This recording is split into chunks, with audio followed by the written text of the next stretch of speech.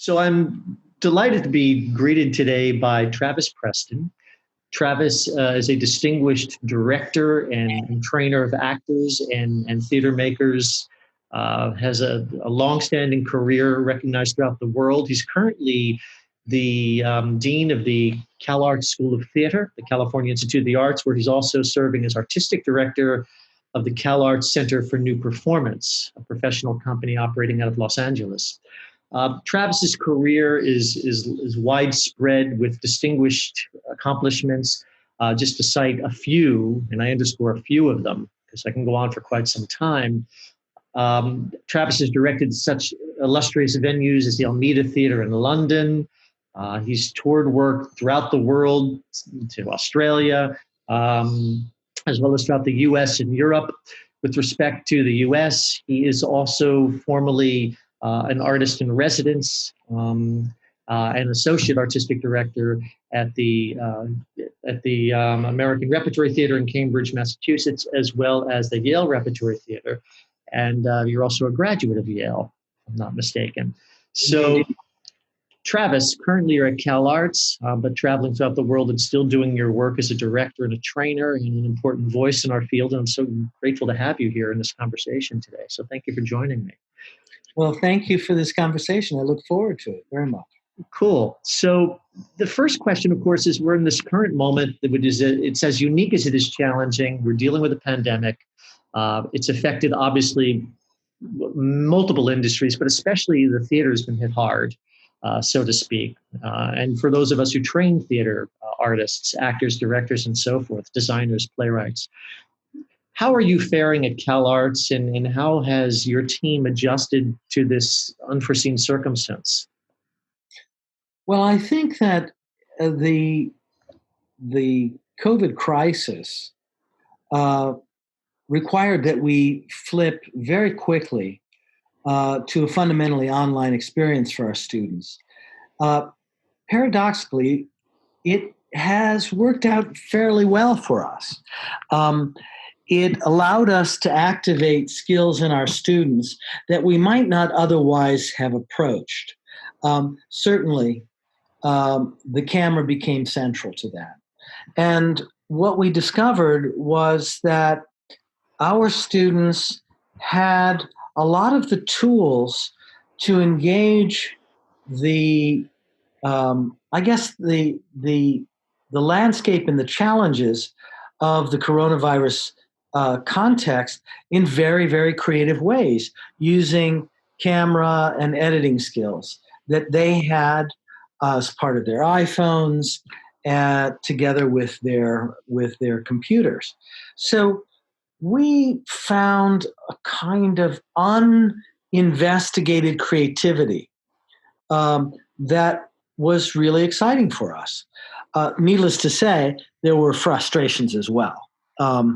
And the absence of in-person contact was terribly frustrating, continues to be terribly frustrating.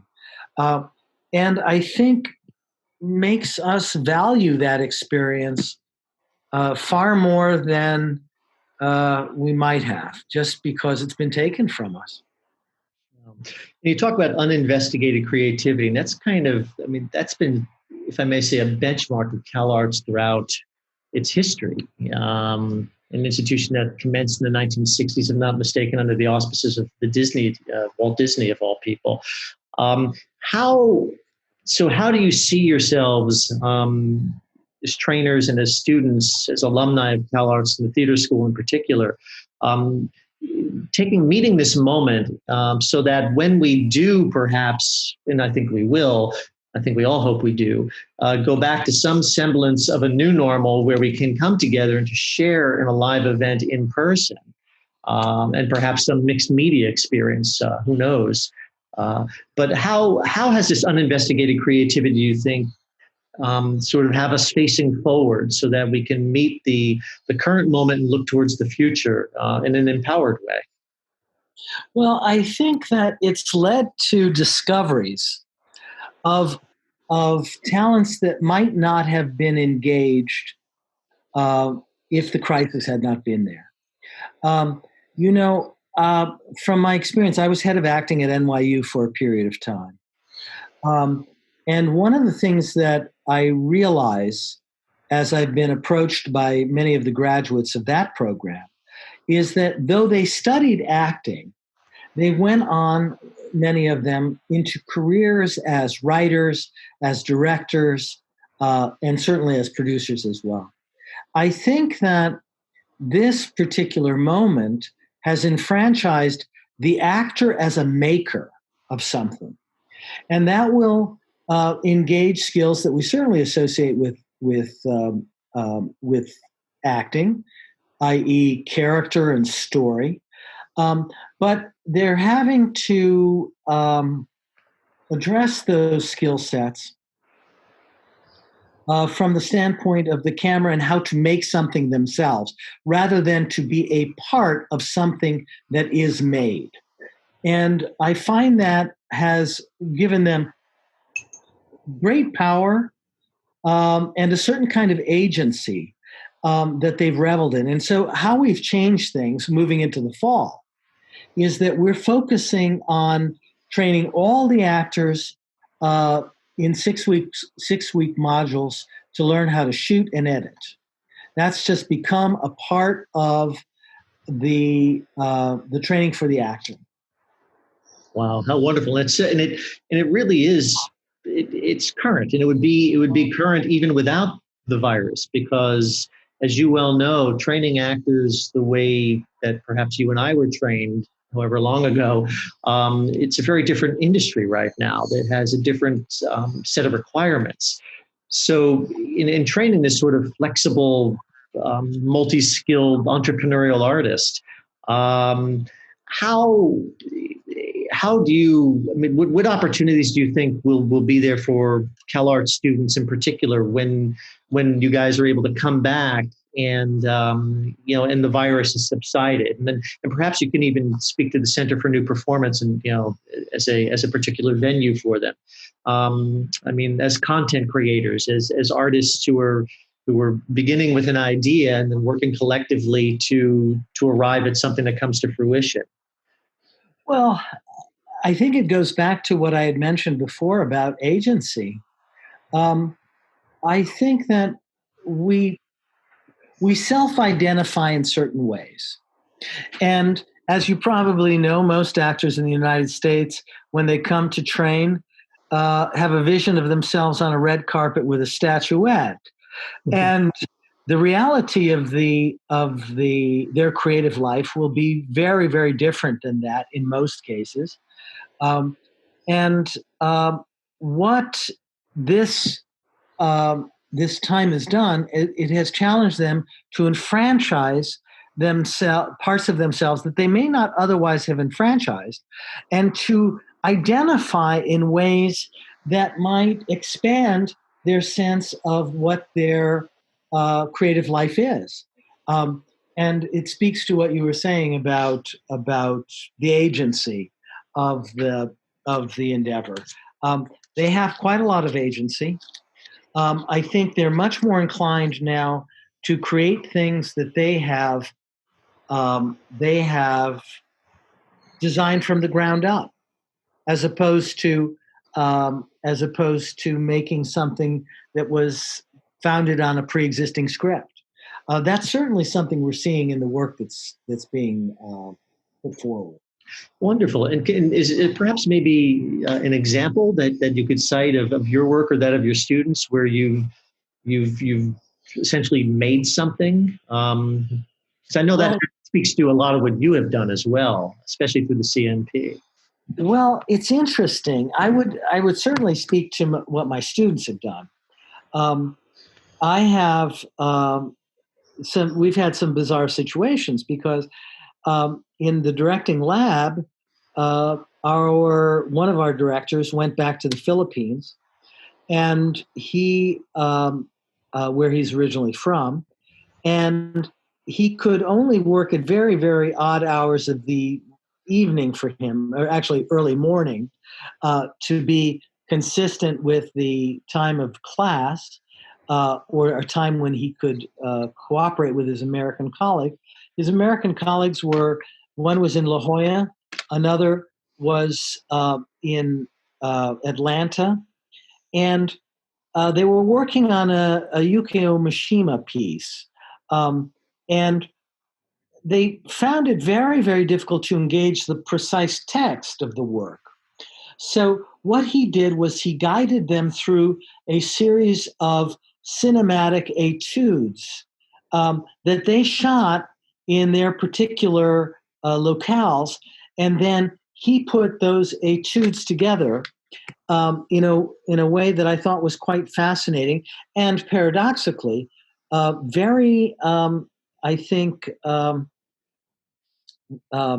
respectful of the tone of the Mishima.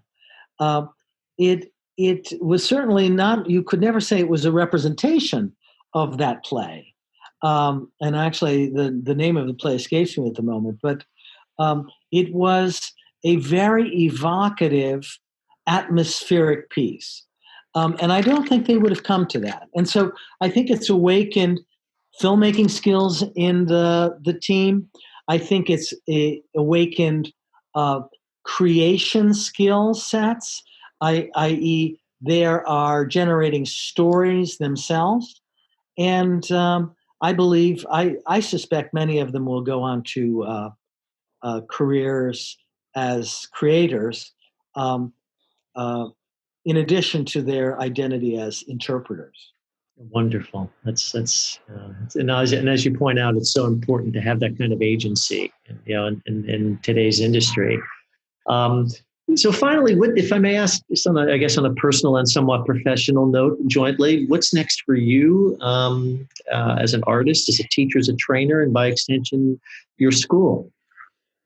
Well, it's interesting that for me, I am bound to present the Fantomas project here in the United States. I did present it in China. It premiered at the Wuzhen Theater Festival. And it is an extremely unique piece, one that does not interact very easily with the COVID situation because the audience goes into a very, very small space. The maximum audience is 40, and then they are moved. The element in which they're sitting is actually moved through the space. For a variety of reasons, this must be presented in the United States, both contractually and obviously in terms of spirit. I want that piece to be presented in the States. But we will have to wait for a global pandemic to subside before we have any ease of presentation. And could you share for us a little bit what the Fantomas project is and how it evolved? Well, it was a cooperation with my friend Tom Gunning, who I say without hesitation is one of the foremost experts in the world on early cinema. Fantomas was a figure based on a series of novels in the early 20th century, and it was a very important set of novels for the surrealists. And there was a set of films made by Fouillade, a great French filmmaker of the silent era, who made films about this figure of, just extraordinary malevolence and evil, dressed entirely in black, someone who bonded with the night. And this became something that Tom and I wanted to investigate in the context of the idea of terror and honestly, the idea of literal terrorism. The figure of Fantomas had been associated, his origins had been associated with the early anarchists in Paris who did things like blow up a restaurant. And so we took this figure of infinite mystery, someone who was absolutely founded in a kind of evil intention, and we took that and its relationship to surrealism, and we made that the substance of the work. And then we decided that the only way that we could do this was actually to literally move the audience. That their experience of time and space had to be so disoriented. That was consistent with the novels. And so we created a box on wheels that had 4 projectors. And so we used considerable amount of animated projection. And this created a very, very disorienting experience for the audience. They often would experience something akin to seasickness. We had to actually counteract that because they couldn't tell whether they were moving or the image was moving. It's a very disorienting experience. That's fantastic. Sounds like an extraordinary theatrical experience, and one that indeed people can look forward to once we do get back into some sense of being with each other, to commune. Which is what theater in many respects has always been. So Travis, thanks so much for our time today. Really, it's great to see you and to see how well you're doing, all things considered with this pandemic. And your students are very fortunate to have you in such a leadership role at the School of Theater at Cal Arts. Well, listen, thank you. It's been a pleasure talking to you as always, Peter. Oh, thanks. Cheers. Bye now.